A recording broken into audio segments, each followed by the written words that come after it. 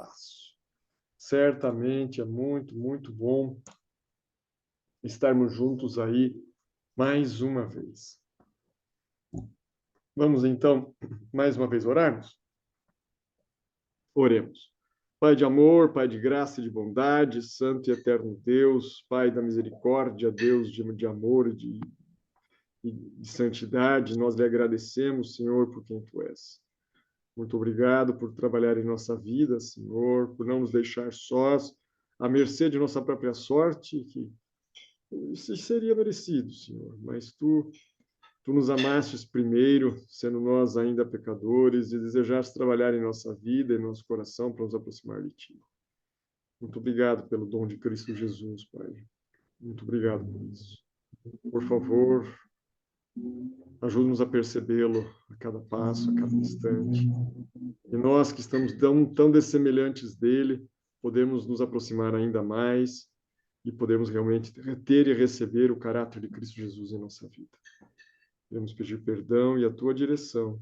Os méritos do Senhor Jesus, nós oramos agradecidos a ti, entregues. Amém e amém, ó Senhor.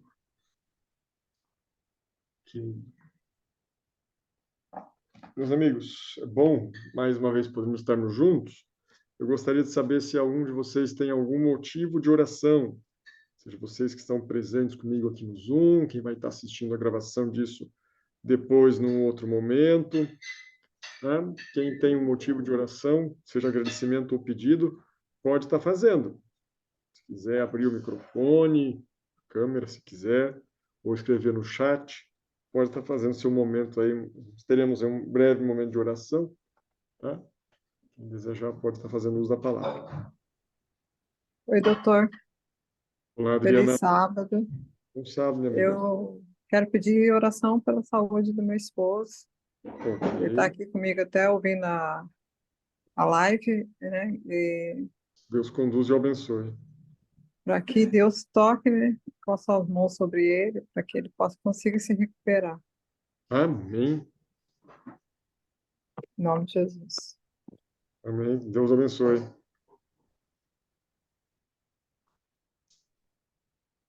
Mais alguém tem algum motivo de oração? Boa tarde. Boa Olá, tarde de Rita. sábado. Feliz. Bom sábado. O meu pedido é agradecendo a Deus por estar aqui participando, né, desse momento especial, e pedir que orem pelo meu filho, Rafael. Tem 3 filhos, a esposa, e está sem trabalho, né, precisando aqui de que Deus abra uma porta de emprego para ele. Fez uma entrevista, aguardando a resposta, né, então vamos orar para Amém. que Deus abençoe, enfim, dar tudo certo, para que ele comece a trabalhar logo, para manter, né, o sustento da família, a gente precisa, né? Uhum. Mais algum motivo de oração? Eu vou tomar a liberdade de agradecer mais um sábado, mais uma oportunidade de estar aqui estudando a palavra de Deus. Um assunto tão querido, né? Estava mexendo ali em algumas coisas para falar hoje. Resolvi, não, eu vou pegar o material já bem consolidado sobre isso e nós vamos estudar hoje da primeira vinda de Cristo. Eu estou preparando já o material. Final, agora em julho, né, nós vamos ter 2 vigílias. Inclusive, nos dias das vigílias não vai ter a classe bíblica. Tá? 2 vigílias sobre eventos finais. No final de semana, são 2 finais de semana seguidos ali. Deixa eu pegar aqui certinho as datas. No final de semana agora do mês de julho, do dia 12, 13 e 14, e depois do dia 20, 21 e 22 de julho. Tá? Vai estar ocorrendo os 2 finais de semana, a vigília de eventos finais. E aí nós vamos estar estudando justamente sobre vários desdobramentos aí proféticos, tá? E nessas 2 em especial não vão ter a conta da classe bíblica, porque a gente já vai estar em vigília, né? Então, todos da classe bíblica são convidados para participar, tá? E a minha fala vai ser justamente sobre o segundo retorno de Cristo. Segunda vinda de Jesus, né? Eu estou trabalhando já em cima desse material.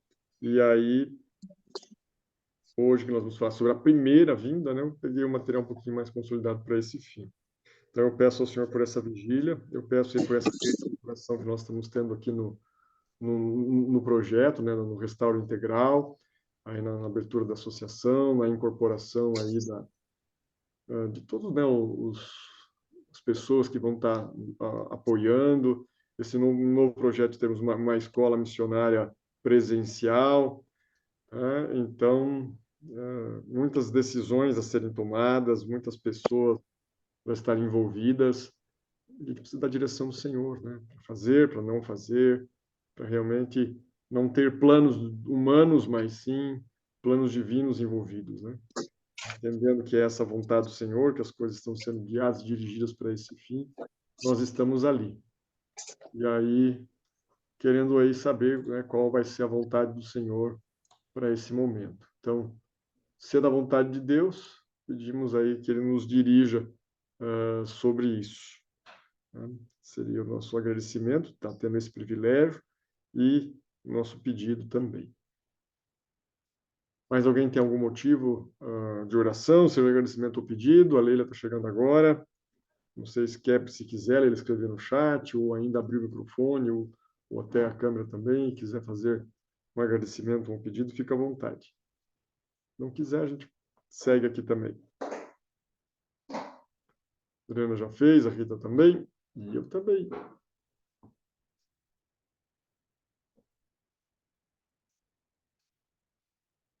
Então vamos orar, meus amigos. Oremos mais uma vez.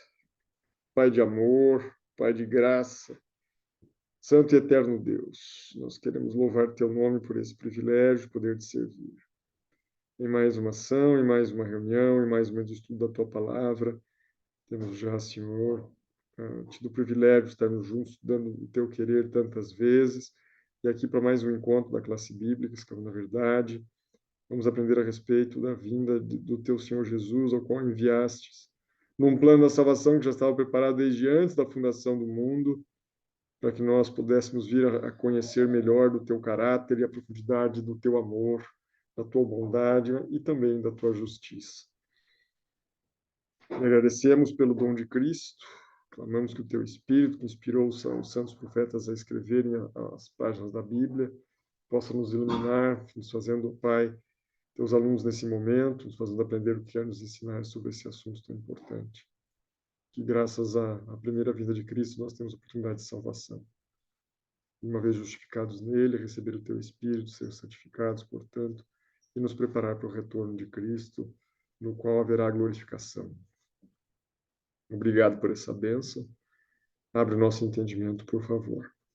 Quero entregar a Ti, ó Pai, a vida de toda a família da Adriana, mas em especial do seu esposo.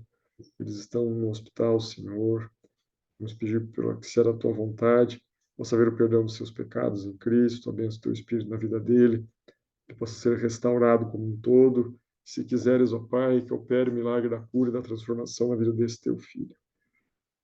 Oramos ainda também pelo Rafael, filho da Rita, que ele possa ser a Tua vontade conseguir um emprego para sustento da sua família, também dos seus 3 filhos. E todos agradecemos por estarmos aqui.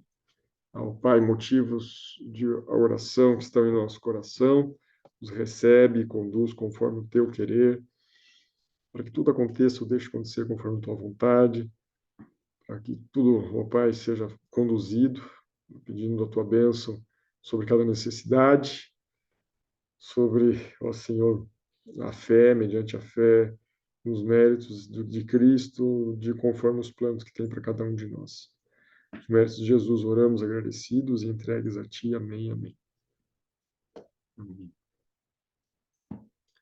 Ok, então aí vamos estar conversando um pouquinho agora sobre esse momento, sobre a questão da primeira vinda de Jesus a esse mundo, né?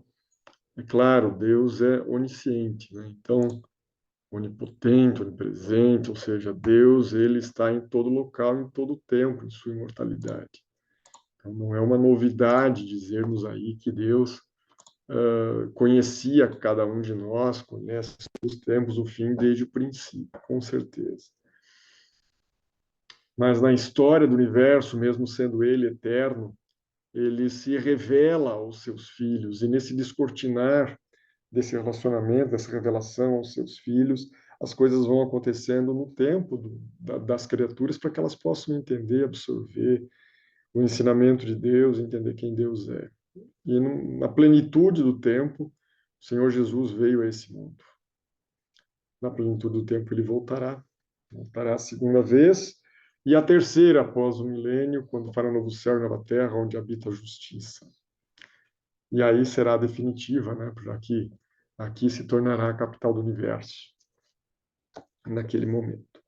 Mas ainda estamos aqui, no hiato de tempo entre a primeira e a segunda vinda de Cristo, pelas profecias que temos estudado, muito, muito próximos da segunda vinda do Senhor Jesus, que será aí o tema que estudaremos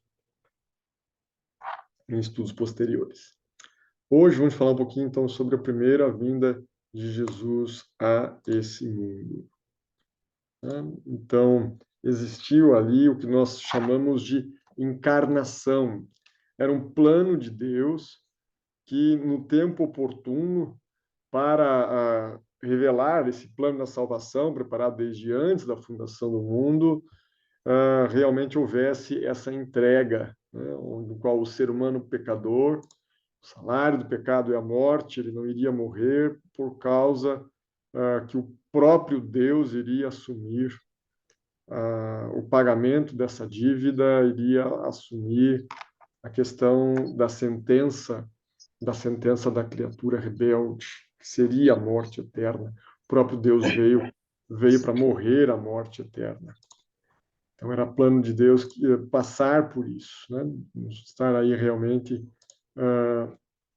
entregando seu filho Jesus para que nenhum daquele que nele crê pereça, tenha morte eterna, mas sim receba a vida eterna. Era um plano já destinado disso, Deus não foi pego de surpresa, né, em nenhum momento, porém se fez necessário aí a humanidade pecadora realmente conhecer a Deus, aprender de Deus, para que possa vir a poder receber nos méritos de Jesus o Espírito Santo e ser santificado para ser resgatado. Então, nesse ponto, o Deus, que é o chamado Filho, que é o que está mais próximo das criaturas, ele vem tornar-se o servo, aquele que viria nascido de mulher. Ele veio para encarnar. O Verbo se fez carne, diz o Evangelho de João, verso 14, se não me engano, do capítulo 1. Então, nesse plano de Deus para resgatar aqueles que haviam se desviado do seu conselho, Deus demonstrou convincentemente o seu amor. Se havia alguma dúvida que pairava sobre algum anjo, alguma das criaturas dos diversos mundos criados por Deus, ali na cruz do Calvário essas dúvidas se dissiparam. Quem é realmente Deus? A que ponto ele se dispõe a amar e a fazer justiça por amor? E quem é o mal? Quem era Lúcifer? Quem é realmente aquele que desejou enganar e destruir? Ali na cruz do Calvário, realmente essas dúvidas se dissiparam e foi demonstrado convincentemente o amor e a justiça de Deus. A justiça e a misericórdia se beijaram ali na cruz. E de acordo com esse plano, seu filho foi determinado que, né, esse plano, desde antes da fundação do mundo, nos diz 1 Pedro, como um sacrifício pelo pecado e pela esperança da caída raça humana. Desde antes, então, conforme já dissemos, dessa fundação. Após o surgimento do pecado, Deus instituiu na terra sacrifícios de animais. Para quê? Para poder lembrar, ilustrar. Aí o paganismo deturpou isso e começou a querer usar o sacrifício de animais como sendo uma forma de aplacar a ira dos deuses. E não tem nada a ver com isso. Tem a ver que o próprio Deus já havia destinado um momento e o qual o pecador ia ter que, ao cometer pecado, ali literalmente entender que precisava de um Salvador. E muitas vezes pessoas que criavam um animal, iam pegar o animal, o melhor para poder entregar, porque representava a entrega do melhor. Assim como o pai entregou o melhor que tinha na pessoa de seu filho, um pecador também faria o mesmo, ilustrando uma morte substitutiva. Uma ilustração do que faria Jesus num tempo futuro. Esse sistema simbólico, ele dramatizava a maneira pelo qual o Filho de Deus haveria de erradicar o pecado. Deus prometera que o Messias, o ungido, aquele que é da descendência da mulher, ele viria através da linhagem de Abraão. E no nascimento desse ser divino humano, seria totalmente sobrenatural. Isso está previsto em Isaías e no cumprimento profético descrito em Mateus. O inocente Salvador sofreria imensamente pelos pecadores. E mais do que 5 séculos antes, por intermédio do profeta Daniel, Deus havia profetizado o tempo exato do início do ministério de Cristo. Aí nesse recorte de 7 semanas e 62 semanas, no metade da última semana, né, faria cessar ali os sacrifícios, seria cortado o ungido, morto. E no começo dessa semana, que profeticamente viria no ano 27 da nossa era, Jesus iniciaria o seu ministério terrestre, que é quando seria ungido o Messias, o batismo do Messias. Deus havia profetizado o exato momento do início do ministério de Cristo e também a ocasião da sua morte. Daniel especificava que o Messias apareceria 69 semanas, né? Bem certinho, desde a saída da ordem para restaurar e edificar Jerusalém. Quem era Jesus? Um ser totalmente único, monogenês, o único de sua espécie. Nos diz, como disse, o Verbo se fez carne e habitou entre nós, nos diz João, o apóstolo amado. O apóstolo estabelece a profunda verdade da encarnação do Deus Filho. Sim, um mistério, algo sobrenatural. O Espírito Santo visita Maria e ela se vê, então, grávida do Filho de Deus. A encarnação de Deus Filho é um mistério, e a Escritura identifica esse ato de Deus manifestar-se em carne como chamado mistério da piedade. Nos fala Paulo em 1 Timóteo, capítulo 3, verso 16. As duas naturezas de Cristo. A primeira natureza, ele era verdadeiramente Deus. Ele possuía esses atributos.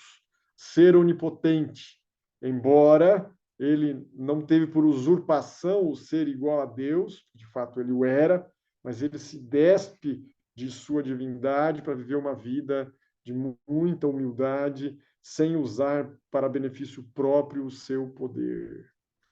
Ainda onipotente, né? Essa sua divindade possui natural capacidade de onipresença. O encarnado, ele sai da onipresença para encarnar num único local, num único corpo. O encarnado Cristo voluntariamente limitou-se a si próprio nesse aspecto. Ele decidiu fazer-se onipresente através do ministério do Espírito Santo. Ele não seria e não é mais, ele perdeu, inclusive, muitos de nós podemos entender assim, ele perdeu a onipresença. Decidiu fazer-se, então, apenas através do Espírito Santo, conforme nós aprendemos ali no discurso final dado aos discípulos antes de sua morte, ao falar do Espírito Santo. Ele havia nele a imutabilidade, ele era o mesmo ontem, hoje, eternamente. Já havia uma existência própria, uma pré-existência, né? Jesus mesmo disse, antes de Abraão existisse, eu sou, ele traz para si isso, né? E é onisciente, sabia todas as coisas. Sem ele, nada do que foi feito se fez. Havia nele os poderes e as prerrogativas de ser Deus. As obras de Deus são atribuídas a Deus. Ele é identificado tanto como Criador como sustentador. Ele que mantém todas as coisas. Sem ele, nada do que foi feito se fez. Ele recebe vários nomes que são nomes atribuídos apenas a Deus. Há um testemunho pessoal que o próprio Jesus deu, colocando-nos como sendo em igualdade com o próprio Deus. Vamos ler essa passagem. Está no Evangelho de João, João capítulo 8. Evangelho de João, capítulo 8, no verso 58. Nos diz assim: respondeu-lhe Jesus, em verdade eu vos digo, antes que Abraão existisse, eu sou. E ele aceitou ser adorado como o próprio Deus. Né? Mateus, ali, finalzinho do Evangelho de Mateus, ao falar muito próximo da grande comissão, nós temos ali um momento em que o Senhor Jesus, registrado aqui no verso 17, diz assim: e quando viram, o adoraram, embora alguns ainda que estavam ali duvidaram. E ele diz: toda autoridade me foi dada no céu e na terra, até porque haviam alguns que estavam ali que duvidavam. E ele diz: então, toda autoridade me foi dada, e eu agora estou dando algo a vocês, uma ordem, e, portanto, fazer discípulos de todas as nações, os batizando em nome do Pai, do Filho e do Espírito Santo, os ensinando a guardar todas as coisas que vos tenho ordenado.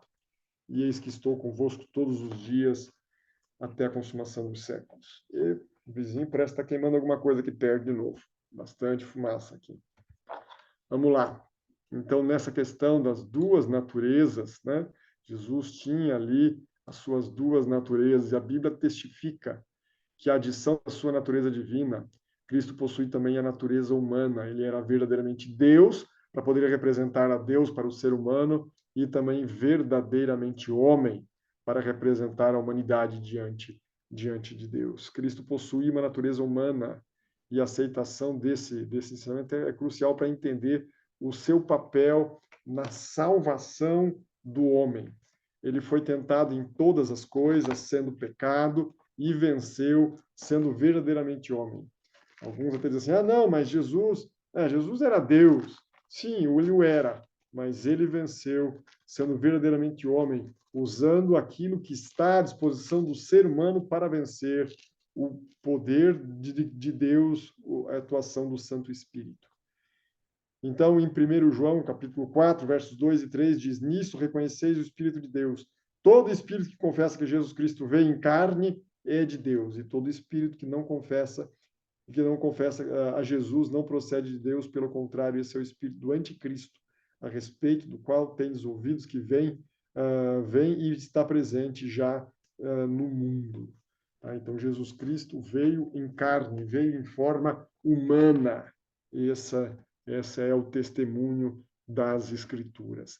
Há duas naturezas de Cristo. Jesus viveu como ser humano, o nascimento dele aqui ele cresceu, se desenvolveu, crescia em graça e estatura e sabedoria diante dos homens. Um crescimento harmonioso, físico, mental, espiritual, plenamente. Ele foi identificado como homem, inclusive ele gostava, era um dos títulos que ele mais gostava para si mesmo, o filho do homem.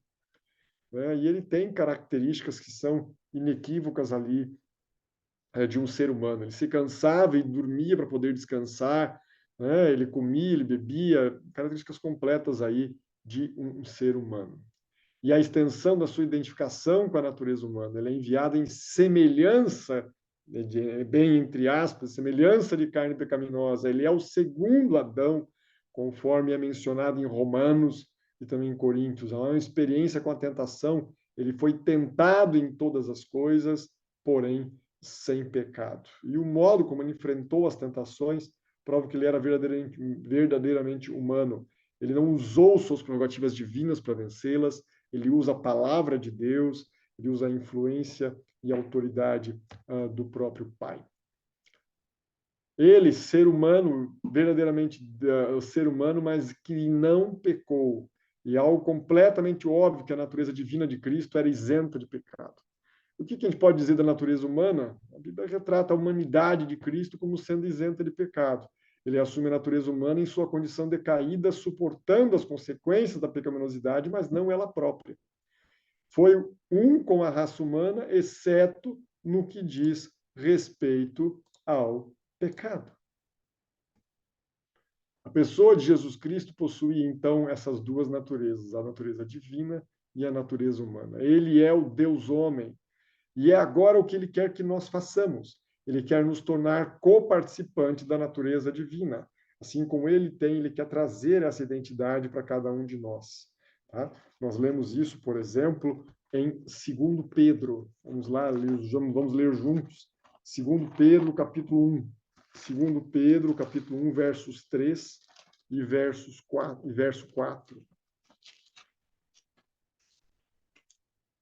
2 Pedro 1, verso 3 e 4.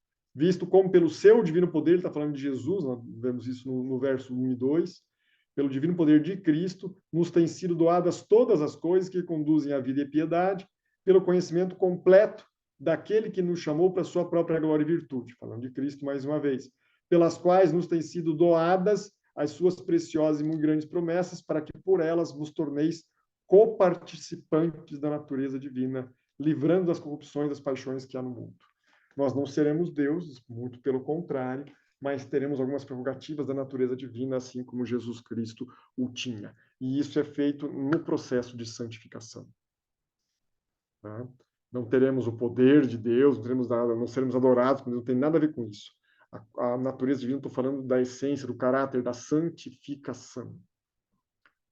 E assim como nós podemos nos tornarmos assim, Jesus Cristo também passou por isso, por ser isso. Ao ele encarnar, ele, o próprio Deus, se torna um com o ser humano. E nós, ao recebermos o Espírito Santo, nos méritos de Cristo, o caráter de Jesus em nós, vamos sendo tornados progressivamente aí coparticipantes da natureza divina.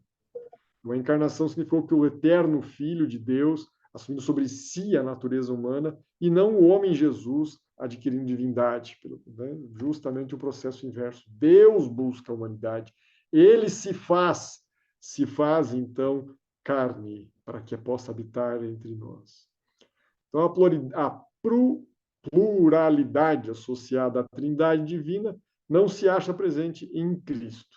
Ao experimentar a encarnação, Cristo não deixou de ser Deus, tampouco foi sua divindade reduzida ao nível da humanidade. Ambas as naturezas continuaram a existir. Durante a crucifixão, a sua natureza humana morreu, e não a sua divindade, pois isso seria algo impossível. Os ofícios do profeta, do sacerdote, do rei, eram um caráter único, e, em geral, requeriam consagração para o serviço através da unção. O Messias, então, devia exercer esses 3 ofícios. O Messias era o rei, o Messias era profeta e também era sacerdote. E tirando essa função, né? Embora os 3 nomes também são dados aos seres humanos.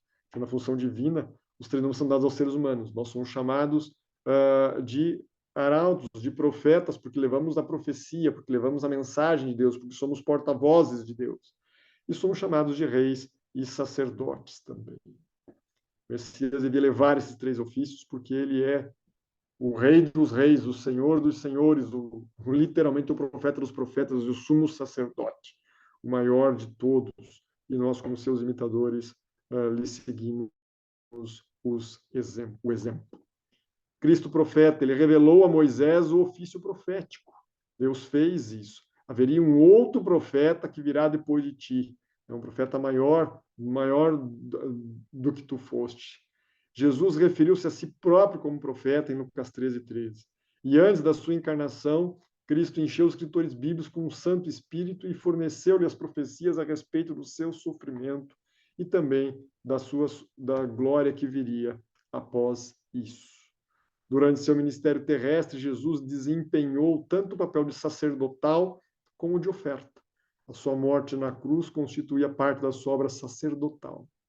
Após o sacrifício no Gólgota, a sua intercessão sacerdotal centralizou-se, então, conforme nós já estudamos, inclusive no último estudo sobre o ministério sacerdotal de Cristo, e em estudos anteriores sobre o santuário. E agora, num sacerdócio celestial, esse ministério de Cristo, que começou aqui na terra, ele é completado no céu. A sua humilhação sobre a terra, na qualidade de servo sofredor de Deus, o qualificou para ser o nosso representante, o nosso sumo sacerdote no céu. Cristo, ele inicia a sua obra intercessória imediatamente após a ascensão. A intercessão de Cristo oferece, então, um encorajamento ao seu povo porque ele é apto para nos salvar totalmente, os que por ele se achegam a Deus, vivendo sempre para interceder por eles. E ele continua como rei, né? O rei da glória nos é nos dito nos Salmos. Cristo, na qualidade de Deus homens, exercerá o seu reinado sobre todos aqueles que o aceitarem como Senhor e Salvador. Sua realeza é retratada através de 2 tronos, que simbolizam seus 2 reinos, o reino da graça e o reino da glória. O reino da graça, imediatamente depois que os nossos primeiros pais pecaram, foi instituído o reino da graça. Ele existia pela promessa de Deus. Então, Adão e Eva haviam pecado, Deus colocou pela morte de um cordeirinho a graça como sendo substitutiva e prenunciando o Cordeiro de Deus que viria. Ele existia pela promessa de Deus. A proclamação de Cristo, o tempo está cumprido, tetelestai, está consumado, né? E o reino de Deus está próximo. Essa declaração representa uma referência direta ao reino da graça que em breve seria estabelecido através da sua morte. Era algo que era prenunciado, já iniciou ali a ser colocado após a entrada do pecado, mas que depois de que Jesus veio, ele consumou o reino da graça. Ele coloca a dimensão do reino de Deus, da aliança de Deus com o seu povo, num outro patamar. Antes apenas era uma figura, algo que prefigurava, que dizia que viria, e agora que ele estava ali encarnado entre os seres humanos, ele estava na execução, na prática, literalmente, desse reino. O tempo está cumprido, o reino de Deus está próximo. Isso representa uma referência direta ao reino da graça que seria estabelecido após a sua morte. E virá o momento do reino da glória. Ele também prefigura isso no Monte da Transfiguração, no qual ele é literalmente ali glorificado diante dos discípulos, especialmente Pedro, Tiago e João, e é ali consolado por outros, já em glória, como era o caso ali de Elias e de Moisés. Também tipificando os dois grandes grupos de seres humanos, aqueles que foram mortos e ressuscitaram, ou ressuscitarão, como Moisés, que havia ressuscitado primeiro, a ressurreição feita, e também Elias, que foi transladado para o céu, do mesmo jeito que aqueles que estiverem vivos quando Jesus voltar também o serão. Ali no Monte da Transfiguração, foi concedida uma representação desse reino da glória, o reino da glória que será estabelecido mediante os eventos ali gigantescos e cataclísmicos quando o retorno de Cristo acontecer nesse mundo. O reino da glória, ele é nos trazido pela aceitação de Jesus Cristo como nosso Salvador. E nós nos tornamos cidadãos desse reino da graça hoje e nos tornaremos cidadãos do reino da glória quando ele retornar aqui. Diante de nós estende uma vida de ilimitadas possibilidades, porém que nós não sabemos quais são. A vida oferecida por Cristo não é uma vida cheia de fracassos, semeada de esperanças, de sonhos irrealizáveis, mas é uma vida de crescimento, um caminho de sucesso junto ao Salvador. E não se fala de prosperidade necessariamente, como alguns assim o dizem, né? Os discípulos todos morreram pobres, todos morreram assassinados, com exceção de João, que morreu de morte natural, mas que foi jogado num tacho de azeite fervendo, que foi prisioneiro na ilha de Patmos. É uma vida de provação, uma vida de bastante dificuldade. Porém, uma vida de felicidade, uma vida de crescimento, uma vida de santificação. E quando ele vier, aí sim, fará nova todas as coisas, né? E prosperidade para nós, andaremos em rua de ouro, pisaremos no ouro, literalmente. Então, as Escrituras, né, nós temos pelo testemunho das Escrituras, as Escrituras revelam que Deus manifesta de uma forma incomparável interesse pela salvação da humanidade. Os membros da divindade, ali, o Pai, o Filho e o Espírito Santo juntos estão para operarem na obra da salvação. O Pai é o juiz e também transfere ao Filho o juízo, o Filho que aqui viveu, que sabe o que é um pecado, então julgaria de uma forma completamente imparcial em relação a isso, sabe o que é ser tentado, embora não pecou. E o Espírito Santo que atua constantemente na vida do homem para levá-lo até Jesus. Né? Os três trabalharam ativamente, ainda o fazem. Jesus ainda intercede por nós, o Pai recebe nossos pedidos e atende conforme o beneplácito da sua vontade. O Espírito Santo continua ali a agir no ser humano para nos convencer do nosso pecado, a nossa natureza, quem nós somos, para nos fazer lembrar da justiça de Deus, que é Cristo Jesus, e para nos fazer lembrar do seu juízo, nos lembrar dos ensinos de Cristo, para nos levar até Ele, para também ensinar, profetizar, nos revelar coisas novas, nos ensinar na palavra, nos ajudar a crescer, nos santificar. Então, todos os membros da divindade, eles se aliam nessa tarefa de trazer pessoas de volta a um relacionamento e de união com o seu Criador. É uma iniciativa divina. Foi Deus que procurou o homem. Deus não procurou o homem para condená-lo. Ele procurou para dizer, onde é que estás? Para justamente fazer refletir. Deus sabia onde eles estavam, mas para que eles pudessem ali reconhecer. Faz aquela investigação, né? Por acaso, começo do fruto que ordenei que não comestes, fala a mulher, depois condena a serpente, depois dá a sentença à mulher e dá também a sentença a Adão. E junto com essa sentença, ele mesmo diz, virá o descendente da mulher que pisará a cabeça da serpente, ainda que seja ferido em seu calcanhar. Ele já dá, é a iniciativa divina, dar ali a solução para o pecado.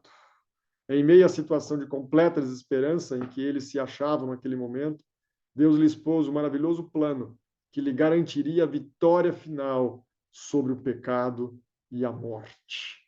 É a graça ou é a justiça? É a misericórdia que está agindo? Misericórdia é deixar de tratar como merecia. O pecador merecia a morte. Deixar de condená-lo à morte é um ato de misericórdia. E tratar bem quem não merece ser tratado bem, isso é a graça. Mas como fica a justiça? Então, a justiça de Deus, a lei de Deus que exige a morte do pecador, Jesus Cristo assume isso para si e vem pagar o preço do pecador. Porém, nem todos os pecadores recebem a salvação. Por quê? Porque nem todos querem viver a vida de retidão. Nem todos querem viver e andar no caminho estreito, entrar pela porta estreita que conduz à salvação. São poucos que andam por ela, disse o próprio Cristo.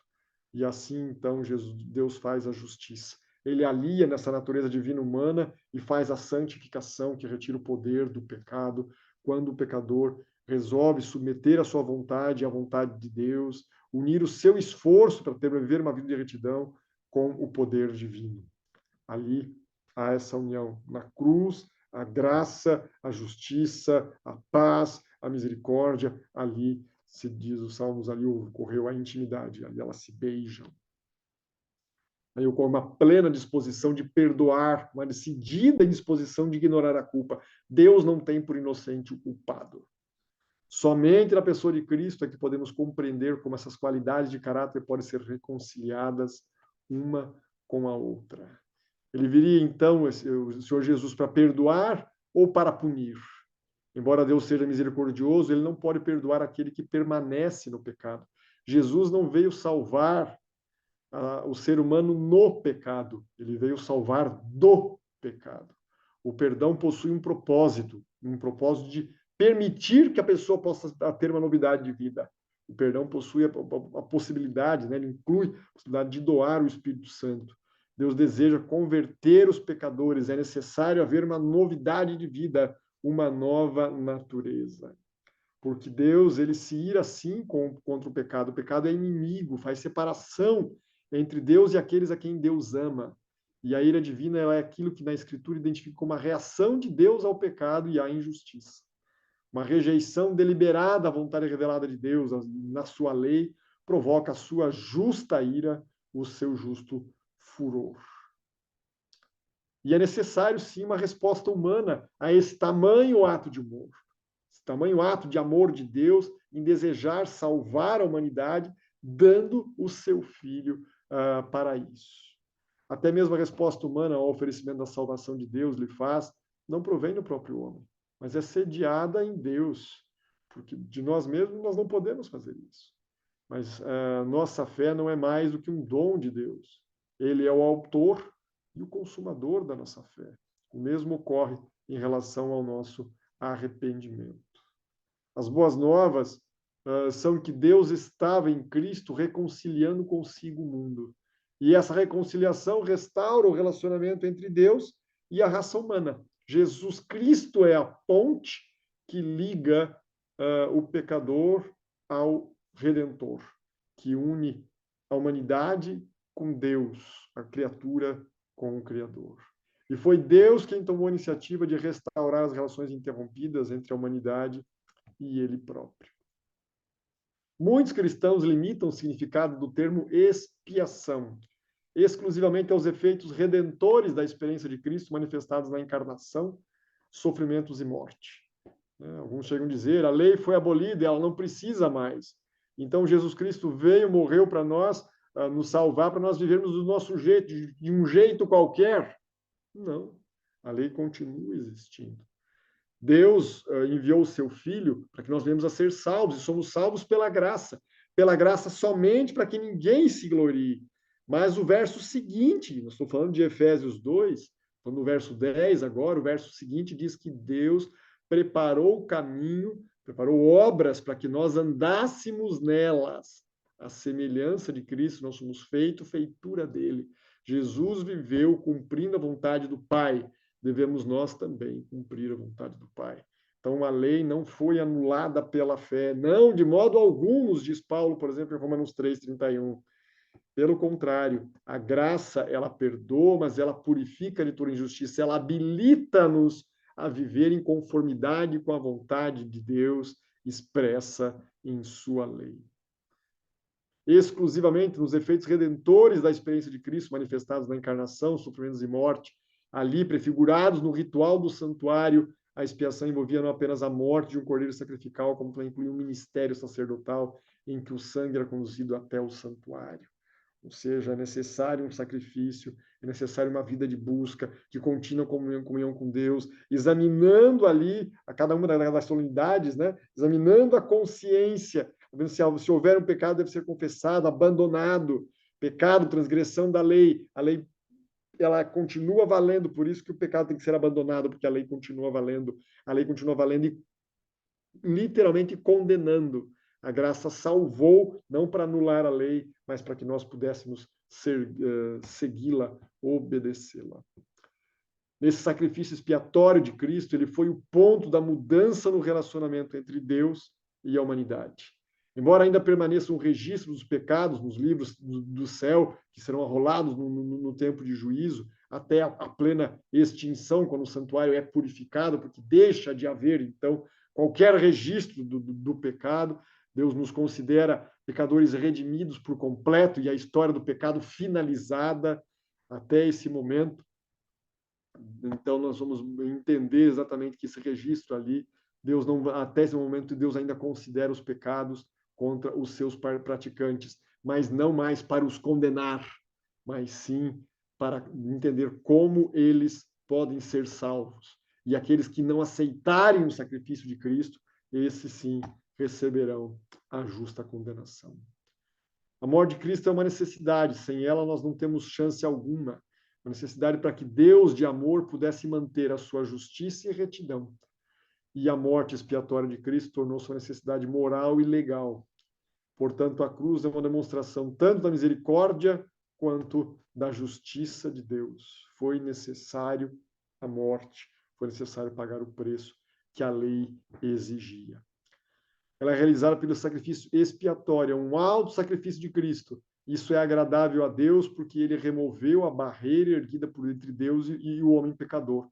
Porque um justo pagou pelo injusto. Ele se deu. Agora, se ele fosse pecador, então ele não poderia fazer isso. Porque é o próprio Salvador, é ele que precisaria de um Salvador. Por ter sido justo, por não ter pecado, é que Jesus pôde entregar-se realmente no nosso lugar e ser o nosso Salvador. Cristo suportou plenamente a ira de Deus diante do pecado do homem.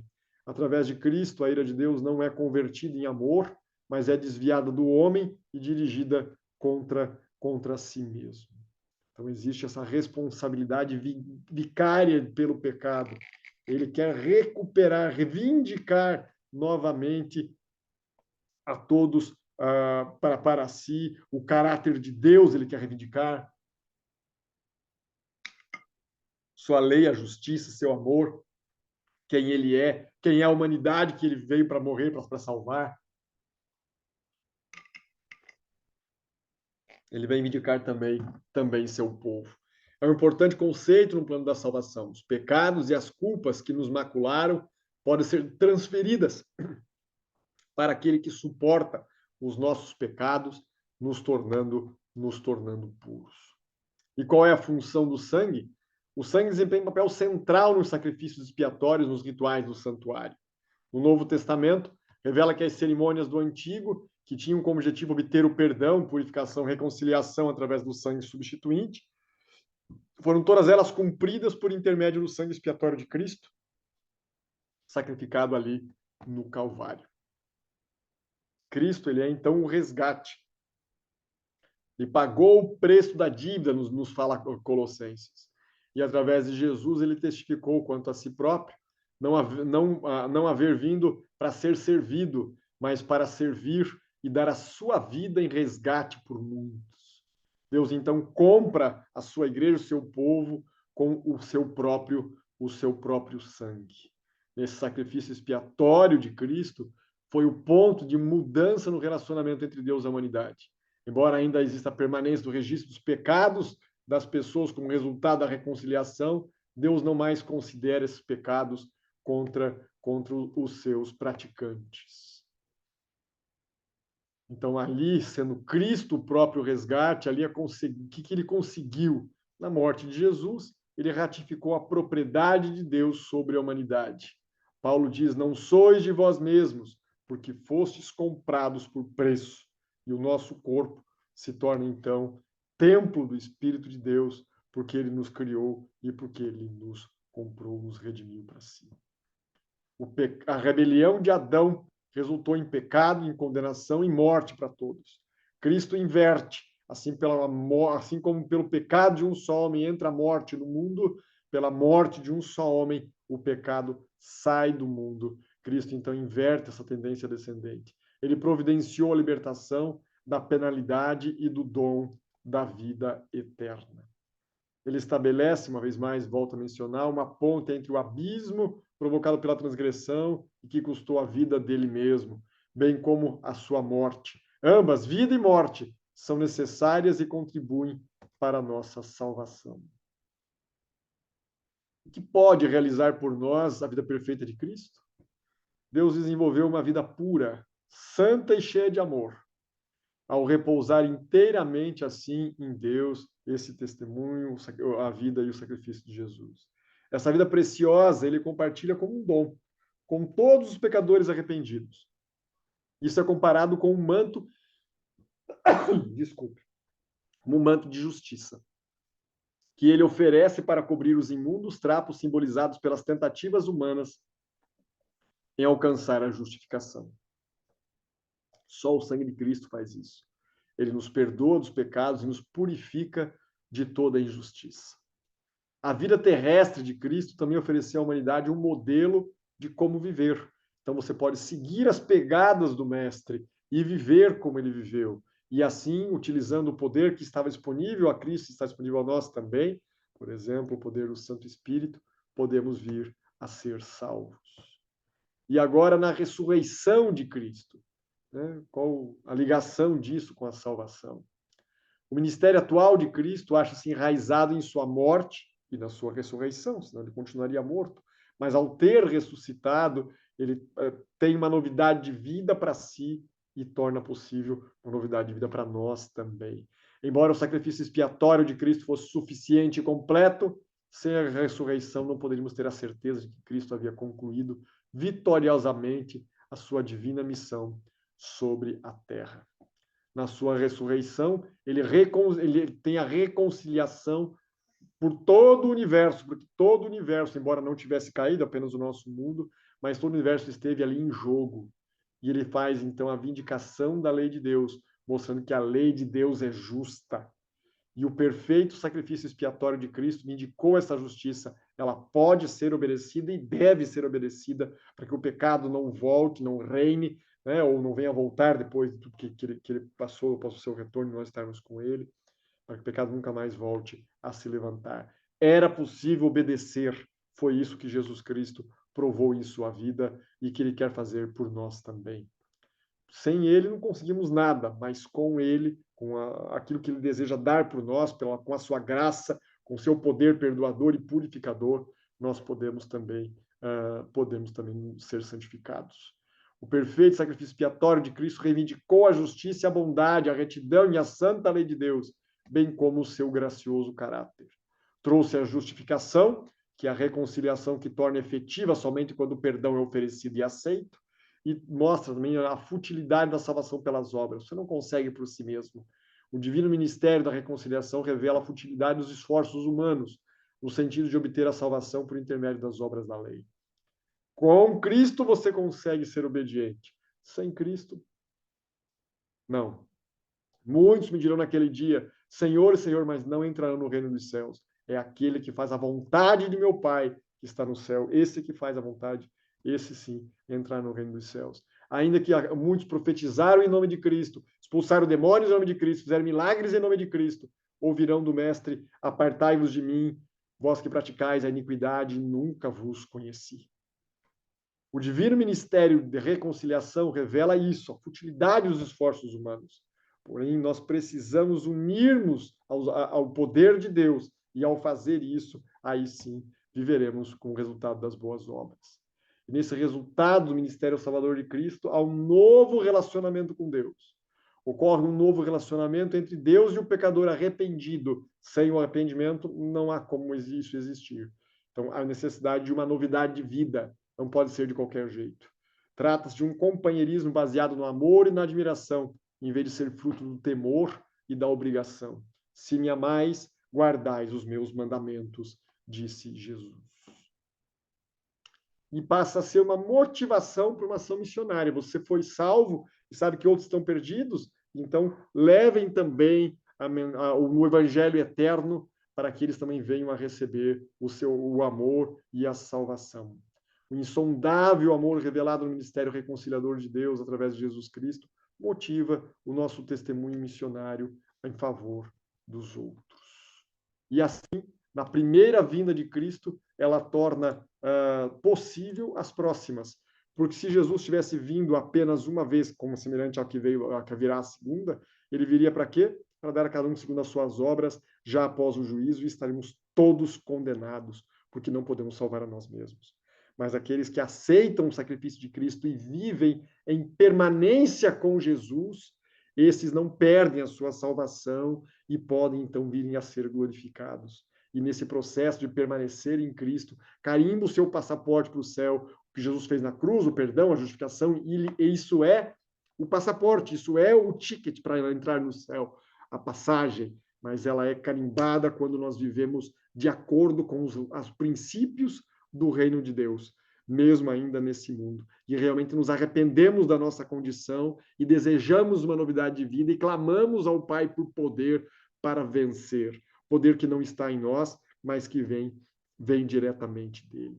E assim, tudo isso é possível porque Jesus Cristo veio nesse mundo para um outro propósito, e não um propósito de julgar o mundo.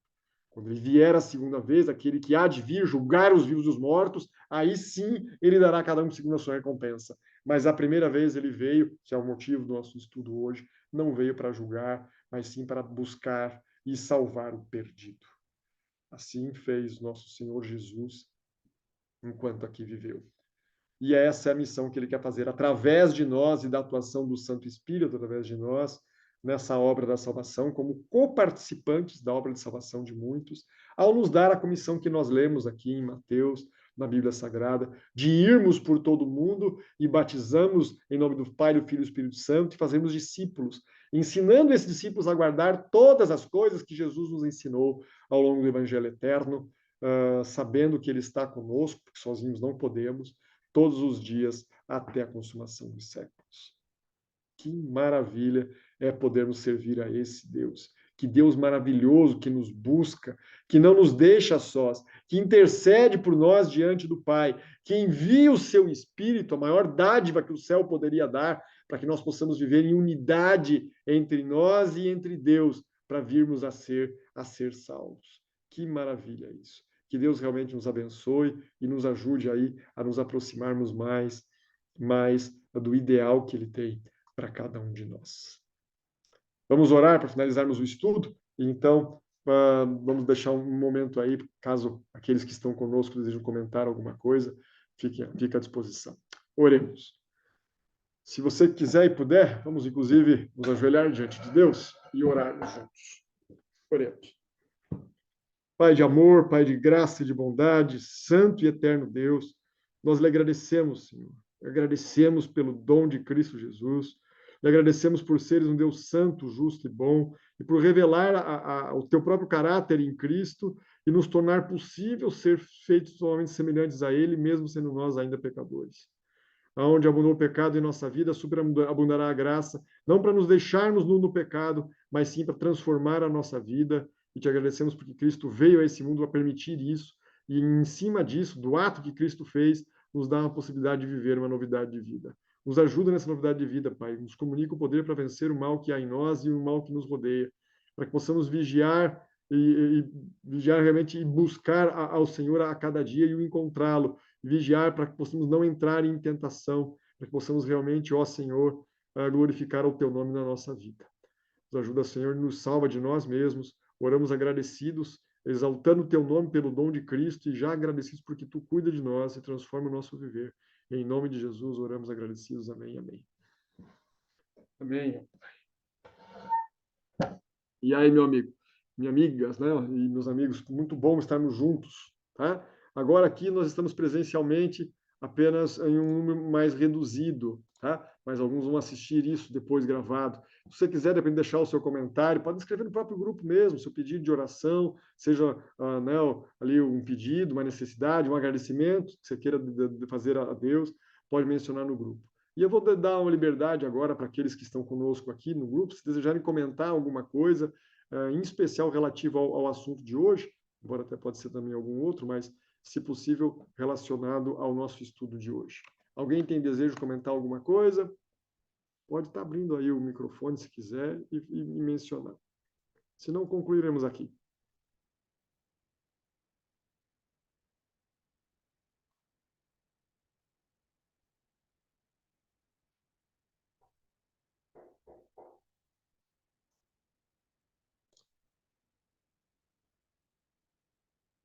Então, concluiremos nosso estudo aqui. Muito bom estarmos juntos mais uma vez, um ótimo restante finalzinho de sábado, né, se aproximando já do pôr do sol, e uma boa semana a todos. Um abraço, que Deus os abençoe, uma boa semana e até o nosso próximo estudo, se Deus quiser. Um abraço, até lá. Tchau, tchau.